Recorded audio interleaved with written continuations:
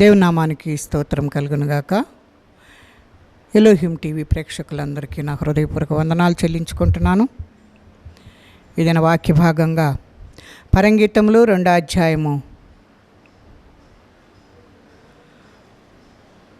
11, 12, 13 వచనాలను జ్ఞాపకం చేసుకుందాం. ఇది 6వ భాగంగా మనం జ్ఞాపకం చేసుకుందాం. జీవము కలిగిన దేవుని కృపావర్షం మనందరిపై సమృద్ధిగా కురియునుగాక.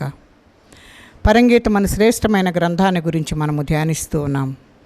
ఈ గ్రంథంలో ఉన్న 8 అధ్యాయాలు మనకు ఎన్నో ఆధ్యాత్మికమైన పాఠాలను మనకు తెలియజేస్తున్నట్లుగా మనం చూస్తూ ఉన్నాం.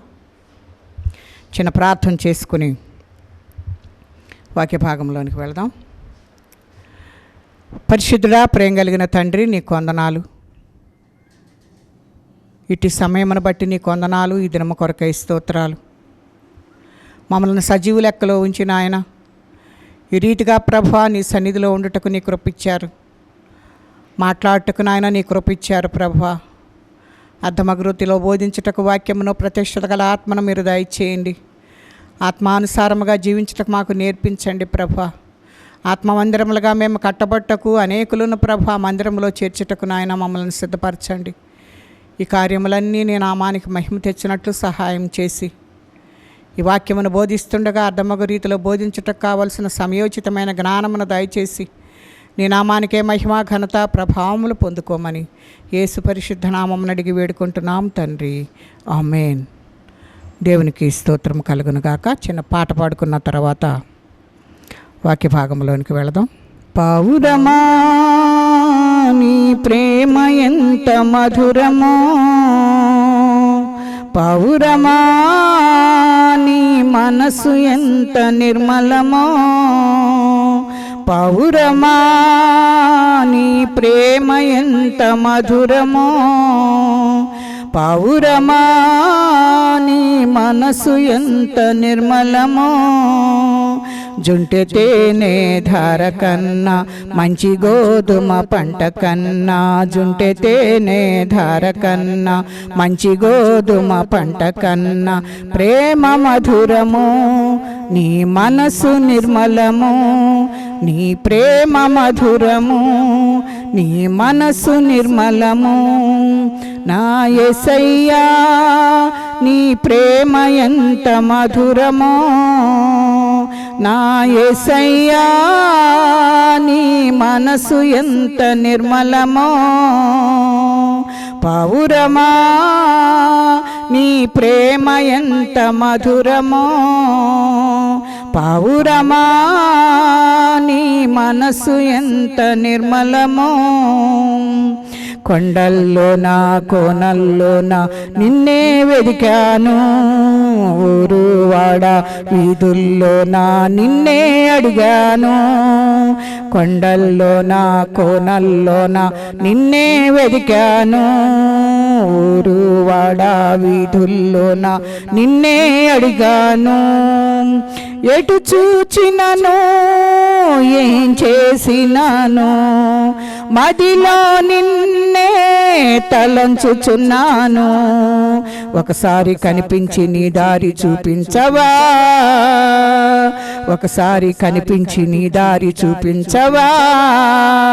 యేసయ్యా నీ ప్రేమ ఎంత మధురమో, నా యేసయ్యా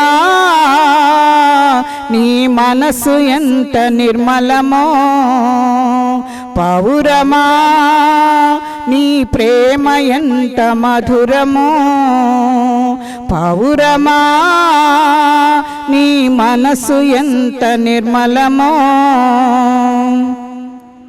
ధవళవర్ణుడు రత్నవర్ణుడు నా ప్రాణ ప్రియుడు, 10,000 మంది పురుషుల్లోన పోల్చదగినవాడు.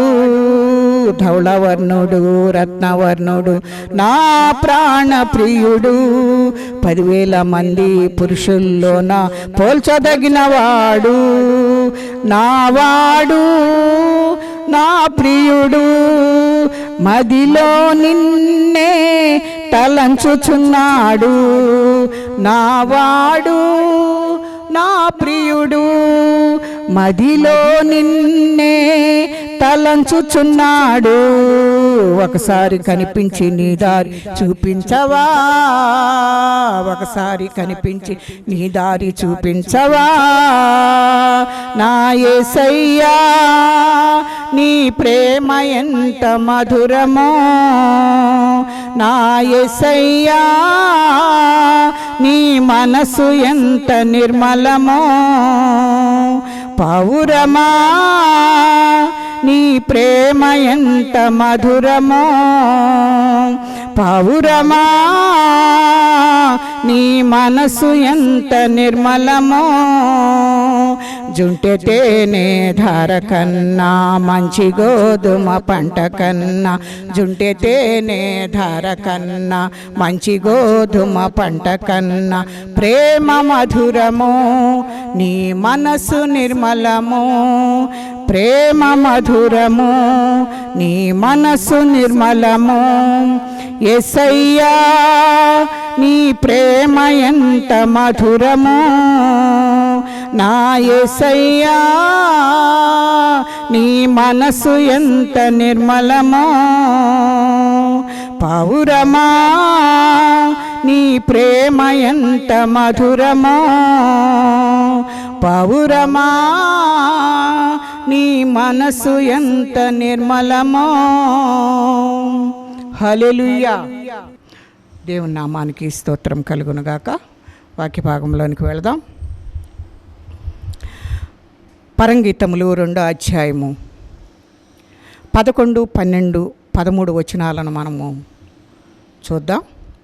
నా ప్రియురాల సుందరవతి లెమ్ము రమ్ము, చలికాలము గడిచిపోయెను, వర్షకాలము తీరిపోయెను, వర్షమిక రాదు, దేశమంతటా పూలు పూసి ఉన్నవి, పిట్టలు కోలాహలము చేయు కాలము వచ్చెను, పావుర స్వరము మన దేశంలో వినబడుచున్నది, అంజూరపు కాయలు పక్వమగుచున్నవి, ద్రాక్ష చెట్లు పూతపట్టి సువాసననిచ్చుచున్నవి. నా ప్రియురాల సుందరవతి లెమ్ము రమ్ము అని ఇక్కడ ఈ వాక్య భాగంలో వ్రాయబడినట్లుగా మనం చూస్తూ ఉన్నాం. ఇవి సంఘవధువుతో ప్రభు పలికిన మాటలుగా మనకు కనబడుతూ ఉన్నాయి. ఈ సంఘవధువు ప్రభువును విశ్వసించిన వారికి సాదృశ్యంగాను మనం ఇక్కడ చూస్తూ ఉన్నాం. ఈ ప్రభు పలికిన ఈ మాటలలో 3 ఋతువులు లేక 3 కాలాలు మనకు కనబడుతూ ఉన్నాయి. అందులో ఒకటి చలికాలము, రెండవదిగా వర్షకాలము, మూడవదిగా వసంతకాలము. ఈ 3 మనకు 3 ఆధ్యాత్మిక సత్యాలను తెలియజేస్తున్నాయి. కనుక మొదటి 2 కాలముల గురించి అనగా చలికాలమో వర్షకాలమును గురించి మనం ఇంతకు ముందే తెలుసుకున్నాం. కనుక వసంతకాలము గురించి కొన్ని సంగతులను తెలుసుకున్నాం. ఈ దినము కూడా మరికొంత దానిని ధ్యానం చేసుకుందాం. వసంతకాలమును గురించి ప్రభు ప్రాముఖ్యమైన 5 విషయాలను మనకు తెలియజేస్తున్నట్లుగా చూస్తూ ఉన్నాం. ఒకటి ఏంటి అనంటే, దేశమంతటా పువ్వులు పూసి ఉన్నవి, పిట్టలు కోలాహలము చేయుచున్నవి, 3 పావుర స్వరము మన దేశంలో వినబడుచున్నది, 4 అంజూరపు కాయలు పక్కమగుచున్నవి, 5 ద్రాక్ష చెట్లు పూతపట్టి సువాసనలు ఇచ్చుచున్నవి, చలికాలము వర్షకాలము తీరిపోయిను అనుటకు ఇవి 5 రుజువులై ఉన్నట్లుగా మనము చూస్తూ ఉన్నాం. ఈ 5 రుజువులు కూడాను మనకు అనేకమైన ఆధ్యాత్మిక పాఠాలను మనకు తెలియజేస్తున్నట్లుగా మనము చూస్తూ ఉన్నాం. ఇవి ఎన్నో మనకు మన ఆత్మీయ జీవితానికి పాఠాలు నేర్పుతున్నట్లుగా ఉన్నాయి. మొదటి 2 రుజువులను గురించి మనము ఇంతకుముందు ధ్యానం చేసుకున్నాం. ఈ దినం 3వ రుజువు గురించి మనం చూద్దాం. అదేంటి అనంటే, పావురస్వరం మన దేశంలో వినబడుచున్నది అనే దాని గురించి మనము ఈ దినము ధ్యానం చేసుకుందాం. పరిశుద్ధ బైబిల్ గ్రంథం ప్రకారం పావురము పరిశుద్ధాత్మకు సాదృశ్యంగా మనకు కనబడుతూ ఉంది. పావుర స్వరము అనగా యేసు ప్రభువులో మనకు దొరుకు ఆశీర్వాదములను పరిశుద్ధాత్మ దేవుడు వాక్యం ద్వారా తెలియజేయటం, దేవుని కృపా మహదైశ్వర్యం బట్టి ఆ ప్రియుని యందు ఆయన రక్తము వల్ల మనకు విమోచనము కలిగి ఉన్నదని ఎఫెసీ పత్రికలో మనము చూస్తూ ఉన్నాం. పరిశుద్ధాత్మ తెలియజేస్తూ ఈ మాటలను మనతోటి మాట్లాడుతున్నట్లుగా చూస్తూ ఉన్నాం. ఇది ఆయన స్వరంగా మనకు కనపడుతుంది. ఇది పావురస్వరం, ప్రభు అయిన యేసుక్రీస్తు రెండవ రాకడ సమీపించి ఉన్నది. పరిశుద్ధాత్మ అనేకులతో స్పష్టంగా మాట్లాడుచున్నట్లుగా చూస్తూ ఉన్నాం. విమోచనము అనగా ఏంటో అనేది మనము జ్ఞాపకం చేసుకుంటే, విమోచనము అనగా క్రయధనమును చెల్లించి బానిసత్వము నుండి విడుదల చేయడం అనేది మనము అర్థం చేసుకోవాలి. ఒకప్పుడు రోమా సామ్రాజ్యంలో 5-6 లక్షల మంది బానిసలుగా ఉండేవారుగా మనకు కనబడుతూ ఉన్నారు. ఈ బానిసలు సామాన్యమైన వస్తువుల వలె బజారులో విక్రయించేవారుగా కనబడుతూ ఉన్నారు.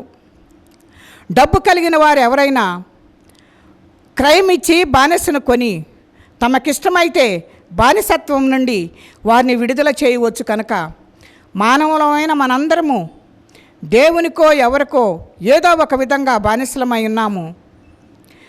పరిశుద్ధ బైబిల్ గ్రంథం మానవులు ముఖ్యంగా 4 విధములుగా బానిసలై ఉన్నట్లుగా పరిశుద్ధ గ్రంథం మనకు తెలియజేస్తుంది.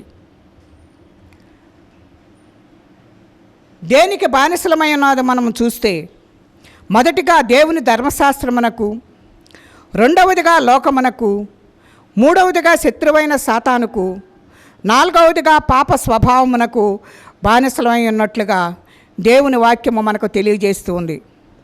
దేవుని ఆజ్ఞలను ఉల్లంఘించి దేవునికి విరోధముగా పాపం చేసిన కారణమున మానవుడు దేవుని ధర్మశాస్త్రమునకు బానిస అయి ఉన్నట్లుగా చూస్తూ ఉన్నాం. దేవుని ధర్మశాస్త్రం పాపి యొక్క పాపమును బహిరంగపరిచి దాని భయంకరత్వాన్ని తెలియజేస్తున్నట్లుగా మనము చూస్తూ ఉన్నాం.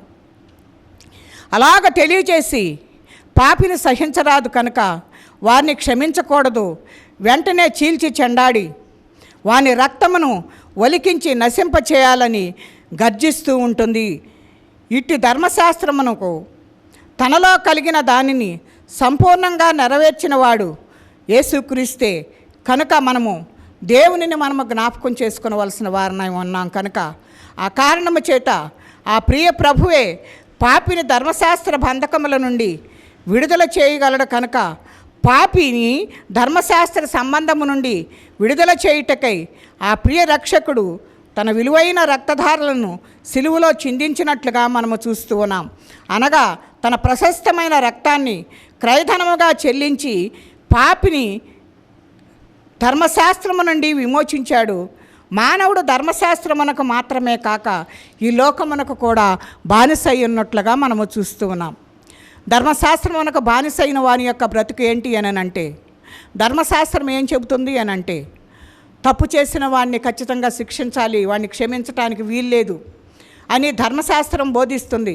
నీ తప్పు ఏంటో 10 మందిలో అది ఎత్తి చూపిస్తుంది.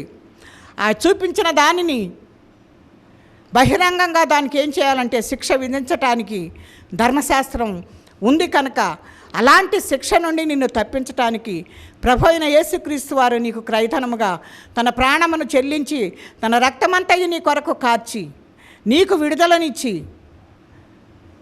ఆయన ఆ ధర్మశాస్త్రము నుండి నీకు విడుదల కలిగించినట్లుగా చూస్తూ ఉన్నాం. ఆ రీతిగా దాని నుండి దేవుడు విమోచన కలుగు చేశాడు.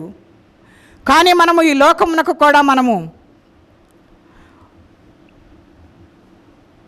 ఈ లోకములో కూడా మనము బానిసలమై ఉన్నామంట్లుగా దేవుడు మనకు హెచ్చరిక చేస్తున్నాడు. లోకములో ఉన్నదంతయు శరీరాశ, నేత్రాశ, జీవపుడమం మాత్రమే. నేను లోకమును జయించి ఉన్నానని సెలవిచ్చిన యేసు ప్రభువు లోకము యొక్క బానిసత్వము నుండి మనలను విమోచించుటకే తన విలువైన రక్తాన్ని కార్చినట్లుగా మనం చూస్తాం. అదే ఆయన చెల్లించిన క్రయధనం. అందుచేత వెండి, బంగారముల వంటి క్షయ వస్తువుల చేత మీరు విమోచింపబడలేదు, కానీ అమూల్యమైన రక్తము చేత, అనగా నిర్దోషమును నిష్కళంకమునగు గొర్రెపిల్ల వంటి క్రీస్తు రక్తము చేత విమోచింపబడితిరి అని మీరు ఎరుగుదురు కదా అని 1 పేతురు 1:18 మనము చూడగలం. కనుక మానవుడు కేవలం ధర్మశాస్త్రమునకు, లోకమునకునే కాక శత్రువైన సాతానుడికి కూడా బానిసైనట్లుగా మనము చూస్తూ ఉన్నాం. దేవుడు మనతోటి ఏమని మాట్లాడుతున్నాడు అని అంటే, మరణము యొక్క బలము గలవాన్ని, అనగా అపవాదిని మరణము ద్వారా నశింపచేయుటకు జీవితకాలమంతయు మరణ భయము చేత దాస్యమునకు లోబడిన వారిని విడిపించుటకును ఆయన కూడా రక్త మాంసములలో పాలివాడైనట్లుగా మనము చూస్తూ ఉన్నాం. హెబ్రీ పత్రిక 2:14 ఈ మాటలను మనము చూడవచ్చు.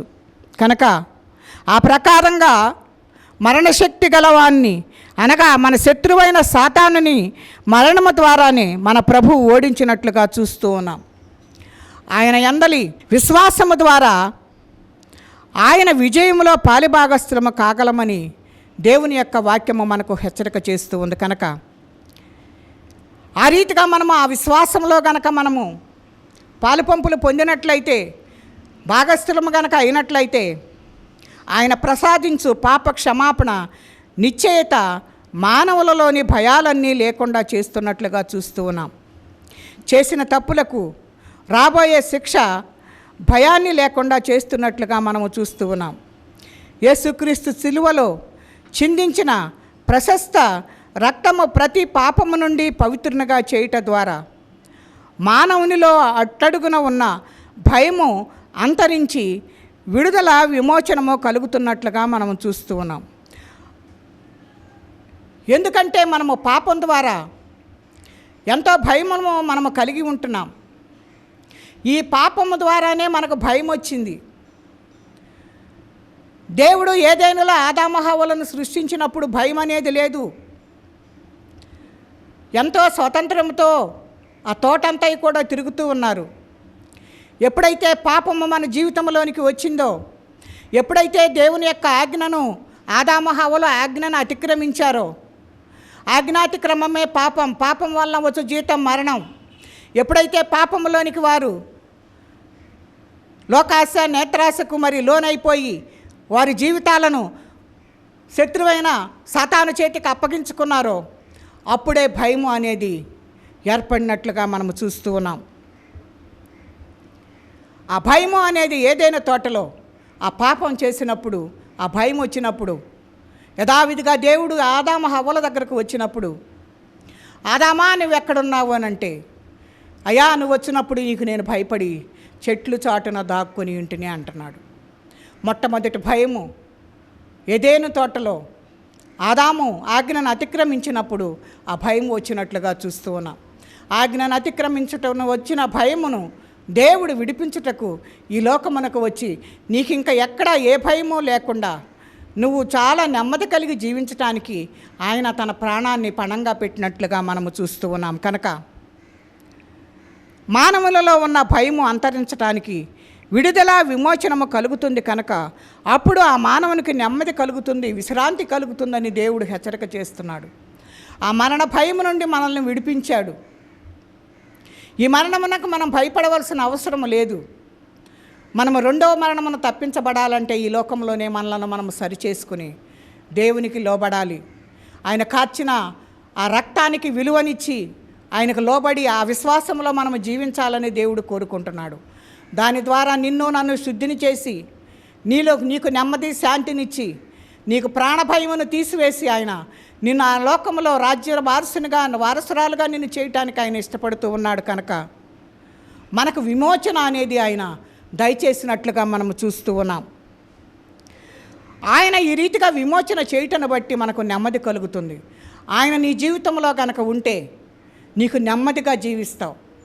ఆయన లేని జీవితం అంతా కూడాను మనకు అనమ్మదిగానే మనకు దొరుకుతుంది. కనుక విమోచనము అంటే దాని అర్థము దేవుడిచ్చే ఈ నెమ్మది అని మనము జ్ఞాపకం చేసుకోవాలి.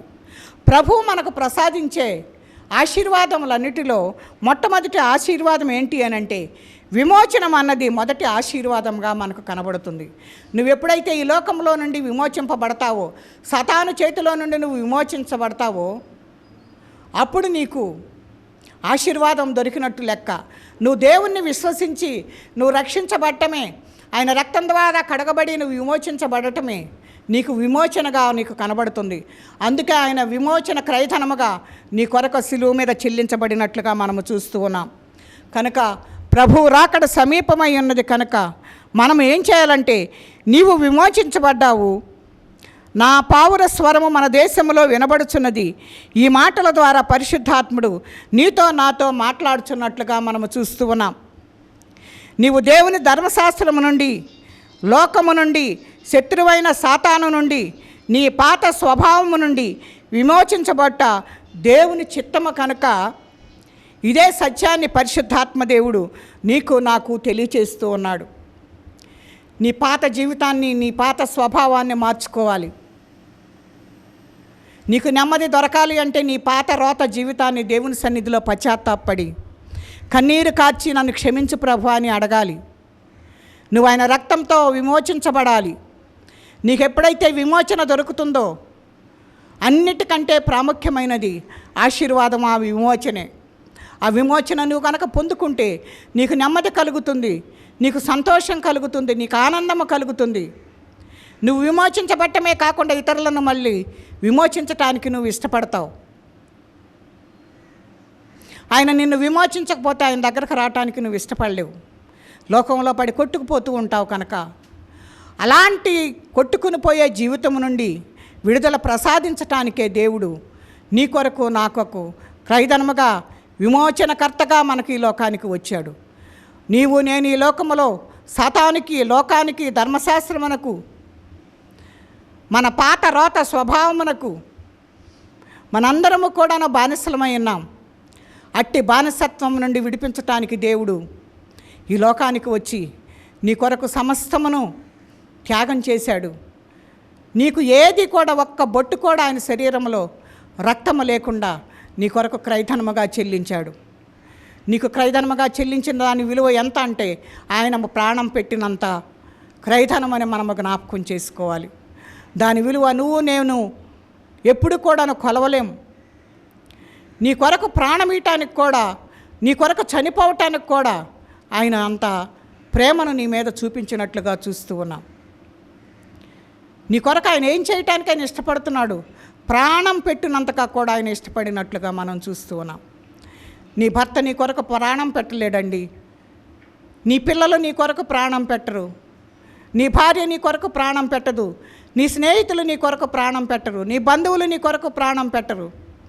ఎవరు కూడా చేయలేని ఆ ప్రాణం పెట్టే ఆ ప్రేమను యేసయ్య నీకు నాకు చూపించాడు కనుక అట్టి ప్రేమను మనము కలిగి ఉండాలి.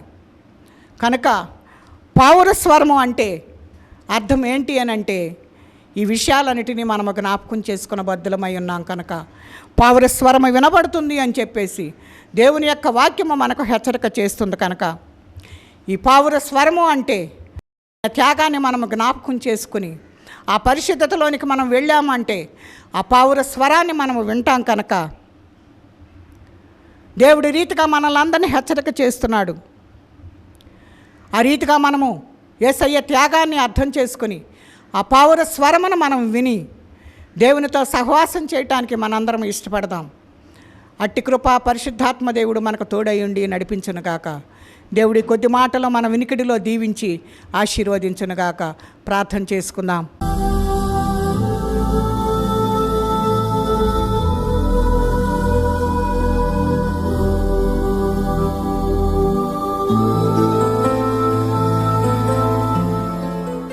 పరిశుద్ధుడా, ప్రేమ కలిగిన తండ్రి, నీకు వందనాలు. పౌర స్వరమున నాయన మీరు మాకు వినిపింపచేశారు. పౌరము వలె పరిశుద్ధాత్మ మీ మీదకు వచ్చినది ప్రభువా. ఆ పరిశుద్ధాత్మ ద్వారా నాయన మాకు ఇట్టి సత్యాలన్నింటినీ మీరు బోధించారు, మాకు వినిపింపచేశారయ్యా. ధర్మశాస్త్రము నుండి, లోకము నుండి, సాతాను నుండి, మా పాత స్వభావము నుండి ప్రభువా మాకు ఏ రీతిగా మీరు విమోచనం ఇచ్చి ఉన్నారో దానిని నా తండ్రి మీరు వివరించారు ప్రభువా, మీరు తెలియజేశారు నాయన. అందును బట్టి నీకు స్తోత్రాలు. అట్టి స్థితిని మేము కలిగి ఉండుటకు, పౌర స్వరమున నాయన వినుటకు, అట్టి పరిశుద్ధతను మేము కలిగి ఉండుటకు, ప్రతిదీ నాయన ఈ లోకములో ఉన్న దాని అంతటిని విడిచిపెట్టి నాయన నీతో సహవాసం చేసేవారిగా ఉండుటకు, ఆ పౌర స్వరమును విని ప్రభువా నీ కొరకు నా తండ్రి ఎదురు చూచేవారిగా ఉండుటకు నీ రాకడ అతి సమీపంలో ఉన్నదని ప్రభువా మీరు సెలవిస్తూ ఉన్నారు. ఆ స్వరమును ప్రభువా మేము వినగలిగిన వారిగా చేయండి నాయన. వినగలిగిన చెవులు, గ్రహించే మనస్సును మీరు దయచేయండి నాయన. మా మనోనేత్రములు తెరవండి ప్రభువా. పావుర స్వరము నాయన, మెల్లనైన స్వరము ప్రభువా, అది వినుటకు ఎంతో ఆనందముగా ఉంటుంది ప్రభువా. అయ్యా మీ మాటలు కూడా ఆ రీతిగా ఉంటాయి కనుక నా తండ్రి, దానికి పోల్చి నా తండ్రి అయ్యా మీరు మాట్లాడిన మాటలను బట్టి నీకు వందనాలయ్యా. మేము ఏ స్థితిలో ఉన్నామో, మేము ఎలా ఉన్నామో తండ్రి, మమ్మల్ని మేము సరిచేసుకోవటానికి సహాయం చేయండి నాయన. మా జీవితాలను సరిచేయండి, మా పాత రోత బతుకులను ప్రభువా మీరు సరిచేసి ప్రభువా మీరు మమ్మల్ని పిలవండి నాయన. నీకు వందనాలు అయ్యా. అట్టి స్థితికి నాయన మేము వాటికి లోబడక నాయన, వాటిని నా తండ్రి నీ సన్నిధిలో ఒప్పుకొని విడిచిపెట్టి పరిశుద్ధమైన పౌరపు స్వరమును వినటానికి కావలసిన కృపను మాకు విడుదల చేసి, మీ పరిశుద్ధాత్మ శక్తితో నా తండ్రి మేము నింపబడి వాక్యానుభవంలో నడుచుటకు కావలసిన కృపను మీరు విడుదల చేసి, అట్టి స్థితి కలిగిన ఆయన నీతో సహవాసం చేయటకు కావలసిన కృపను విడుదల చేయమని యేసు పరిశుద్ధ నామమున అడిగి వేడుకుంటున్నాం తండ్రి. ఆమేన్.